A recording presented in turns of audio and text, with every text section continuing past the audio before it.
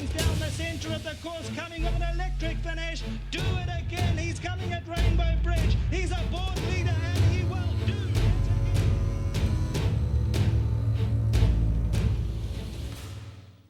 The fifth race gets underway at 14:20, 20 past 2. The Wash Your Hands FM70 handicap for fillies and mares over 1,000 metres, and the speed's going to be on as the gates open. The race should be over very quickly because there's some speedsters here.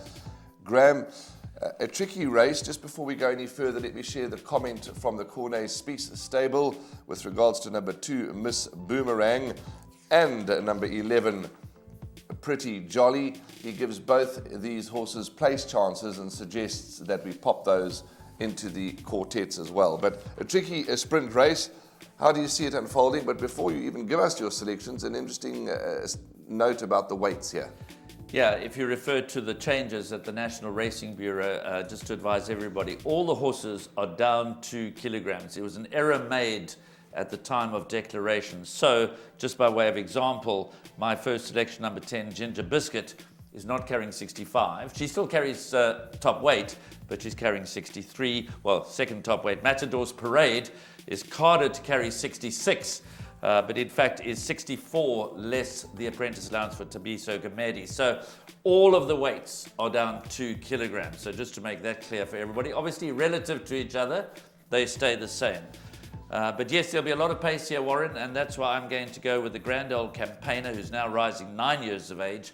Number 10, Ginger Biscuit. She's a course and distance specialist. Keegan DeMello gets on so well with her. She's as game and consistent as they come, and she's going to be my first choice.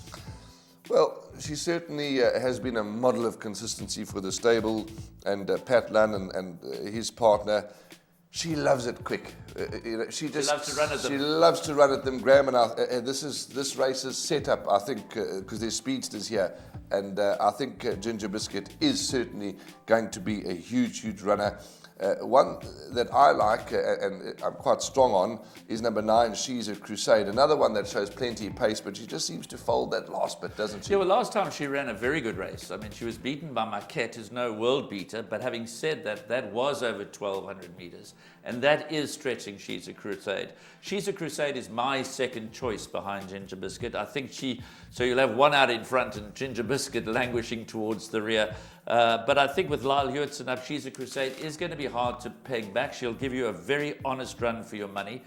She's also ideally suited to the course and distance.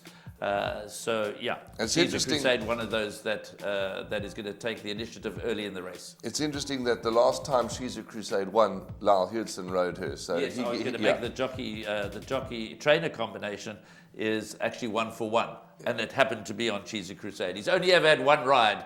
Lyle Hewitson for Corinne Bestel, and that was the winner. Well, let's see. Maybe we can take a couple of boxed exactors. Graham's choice and my choice. They are She's a Crusade and Ginger Biscuit.